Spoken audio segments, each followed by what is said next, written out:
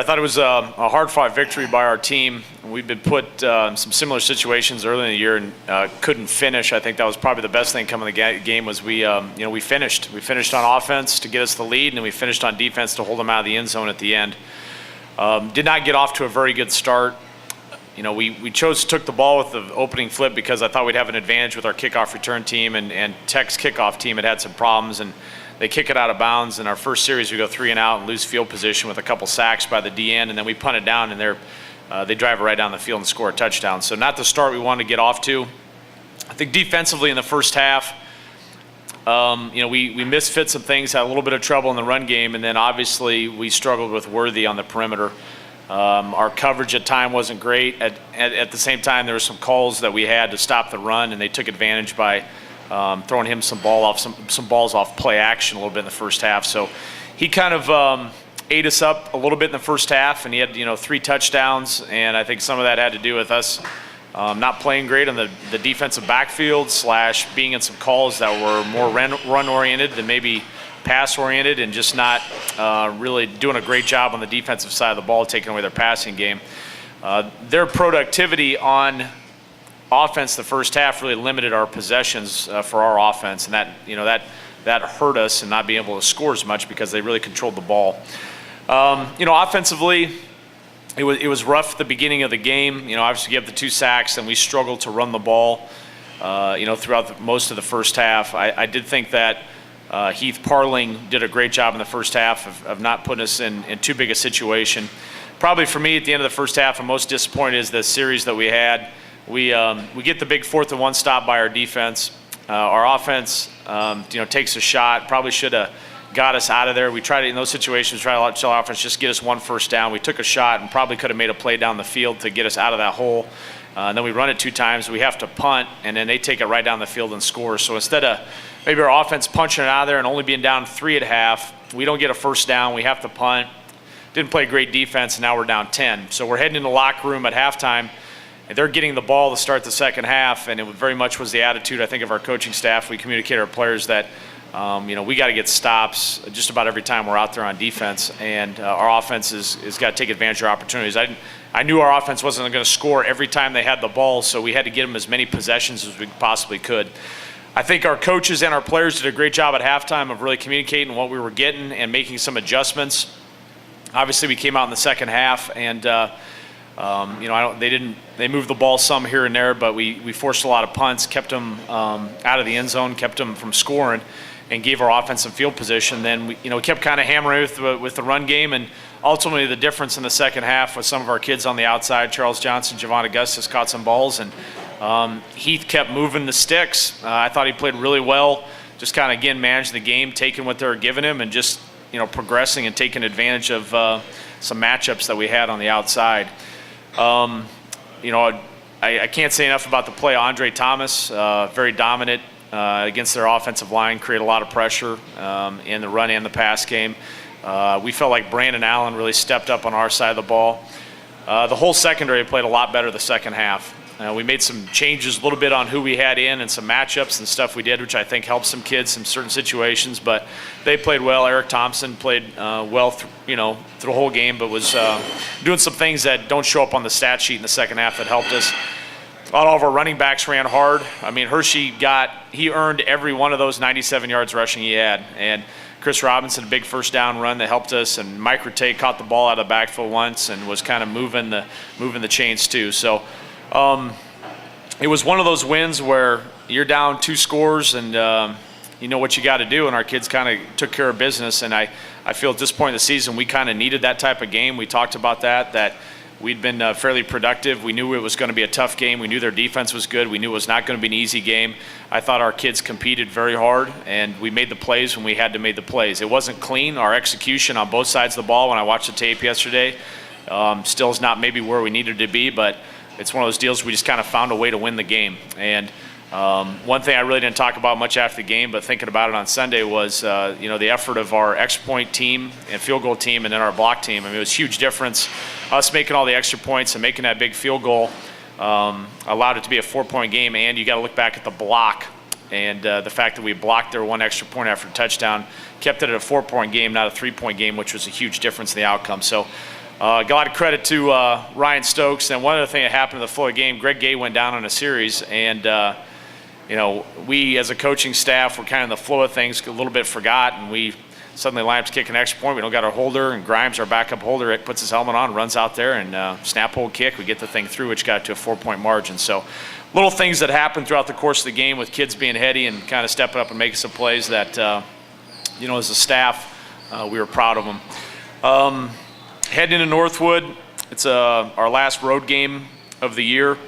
I think the record is deceiving, and I'm not trying to go Lou Holtz on it and try to play up every opponent we play or anything like that. But if you look at what they've done with their starting quarterback in, it's been pretty impressive. They beat Findlay, who beat us. They have a chance to get the game-tying score. They're down inside the red zone against Saginaw Valley, come up short there.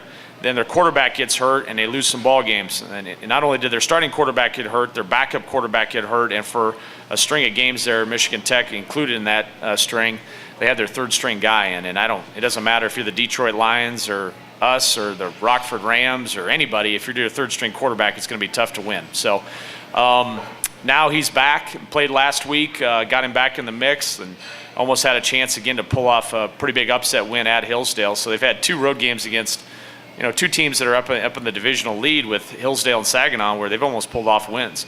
They play good enough defense. They kind of hang around. Obviously, their offense is suited to control clock and keep your offense off the field. And this whole option thing is just going to be very difficult. We've talked about this before. It's a lot different than the Lake Erie attack and some other. It's a true wishbone attack like Georgia Tech runs, and it's a little bit more physical, a little bit more smash mouth than it is east and west. So big week for our defense to get prepped up on this thing. We started out last year really controlling their offense, and then they started hurting us with the fullback dive. It was 21-0 at one point. I think they cut it back down to 21-14. So we have got to take care of the fullback dive, take care of Shaver, and get some stops, and our offense has got to take care of business. And this is, again, if we can get that thing in the second half to a 2 or 3 score lead, it's going to be difficult for Northwood to come back. So it's all about that. Their special teams statistically are pretty good. They're leading the league in kickoff return average, better than us. They're right up there when it comes to kickoff average. I think they're tops in the league in punting and have a pretty good punt return average. So they're a very good special teams and team. When you look at the stats, when I look at the tape, you can see that too. So we're gonna have our hands full in that, and obviously our defense is gonna have a hands full there. So statistically, look at everything. They're not scoring many points. They're towards the end of last league. You got to take in context that their best player, the Shaver kid, has been out for 4 or 5 games, and that's really affects their ability to run their offense. And he's back, and they got their best player back, and they'll be excited to play us at home. Coach, I kind of have an idea how you're going to respond to this, but given the way things are starting to shake out and the minuscule chance that it's there, do you let yourself think at all about playoffs? Not really. We get asked about that a little bit, and I guess it's just like most things, it's kind of a waste of time and energy because you lose at Northwood, and it doesn't matter. It's out anyways. So, we've got enough things going down there at Football Center through the wins and the losses, enough focus down there, things got to take care of that. I haven't really had time to sit there and look at strength of schedule. If this happens, then this, and what does this do with regional rankings, and who's got to play who, and Hillsdale's got Tiffin, and blah, blah, blah, blah, blah, and all that stuff. That would probably be a science fair project that would take about 2 hours of my time, and probably got better things to do right now than that. Zach, what makes an offense like Northwood so difficult to defend against? Their athletes do. They've got great athletes over there, and just like Coach said, Shaver's been out, but he's back now, and he adds an attack that we're going to have to defend against, and we're going to have to be just like every week. Every week, Coach has told us we're going to have to be extremely disciplined and execute on every one of our techniques. Every single defensive player is going to have to be locked in and do exactly what they're told and exactly where they're going to have to be because, like we said last time, if anybody's out of place, it's going to hit at that spot. Coach, I'm just looking at their scores here too. I mean, are they a little underrated maybe defensively? I think they are. They're it's interesting. Like I said, they're opportunistic at times. They really mix things up. They'll bring some pressure and keep people off balance. And again, like last week, that's a pretty decent Hillsdale team. Now, granted, they were sans, Glendenning. I understand that he wasn't playing that deal, but still, hold that team obviously what they did and what they're able to do. So, I think it's one of those deals. when you look at their defense, I think a lot of it's going to fall on Heath Parling, and that'll be the interesting deal to see some stuff at the line because they're not afraid to play some coverage, and then the next snap they'll blitz you, and they're just they keep things off balance with their defense, and I think that consequently they've kept a lot of offenses off balance. They haven't quite broke out. I mean, you're looking at some of the Michigan Tech and some of their offenses have been limited by their defense just because they kind of keep them off balance. So it's one of those deals I think he's going to have to recognize some things in the line of scrimmage and attempt to try to put us in some plays that are advantageous and not just running into looks and taking this. So I would agree their defense, even though statistically isn't good, they've kind of hung around, especially in games where they're not getting much help with their offense. Their offense, I think, is near last in the league in third down conversions. And, so it's not like a type of offense that is, converting a lot and picking up the sticks. And they've had to play a lot of defensive snaps, and they've been out there a lot. And so some of the games it doesn't work out great. They give us some points. Other ones just kind of keep hanging around. The whole team it's just one of those teams that just keeps playing. They keep hanging around. All of a sudden you're in the fourth quarter, and they're, only down by one score or something like that. Israel, how tough was it to go against the defense of Michigan Tech? It was really tough. All week the coaches were talking about the defensive linemen, and I really wasn't too hyped up about them. I'll admit that.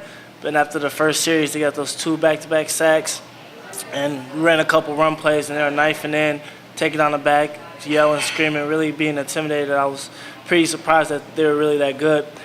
I just think that in the second half, we took advantage of our opportunities, and we took care of the ball, and we kept the chains moving, and that helped us out a lot.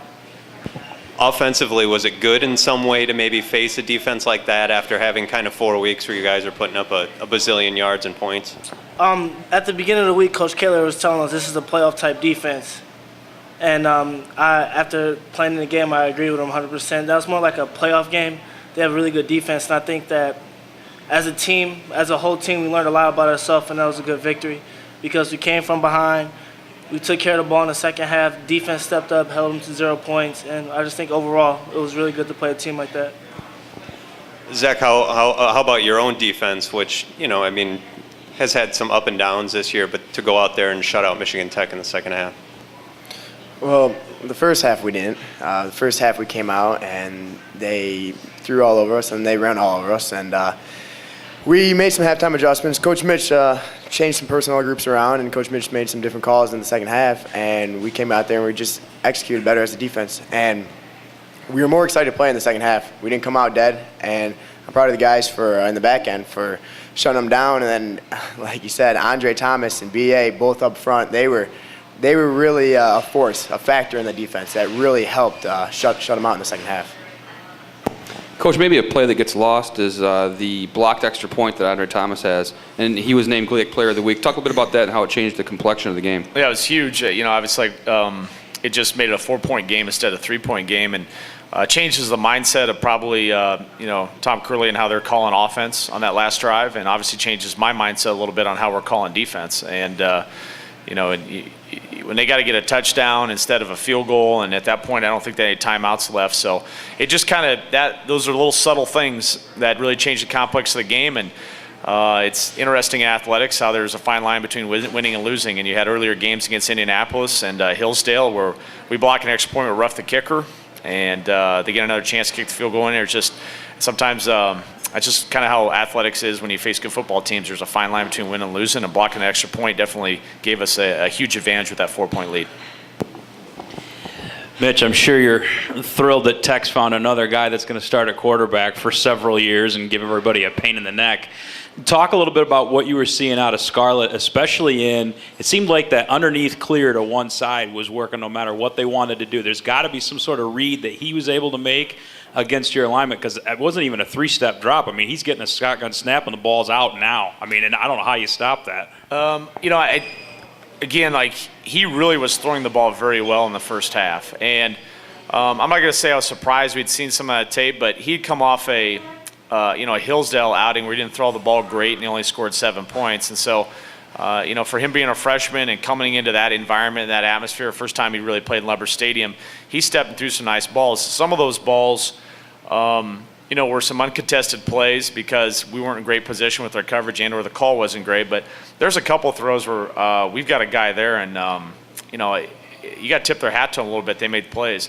I was also very impressed with Worthy. I'd seen him on tape, and we'd seen him, for 3-4 years now because he's played in our offense. But he's a guy that's really taken advantage of his senior year and made some, has really stepped up and kind of become their guy. So the play action balls, it's tough. Not to get too much into it, but if you want to get a hat down the box, stop the run, and play like cover 3, some of those comebacks on the boundary and stuff are going to be open, and you just got to put your foot in the ground and rally and tackle. And then we didn't do as good a job in man coverage, I think, in the first half. We played better man coverage, and then once we got that lead and they were going 4 wides, like I said in the post-game press conference, that's not their wheelhouse. We can get some different pressure stuff because at that point, I'm not worried about them running the ball whatsoever, so you can do some different things to play different coverage. You can play some cover 2 and do some things that allow you to get that. So, yeah, I was impressed. They've got a kid there that's, I think the other thing, too, is the Michigan Tech coaches have done a great job throughout the course of the season of managing him and not putting him, in positions where he has to, win the game. And I think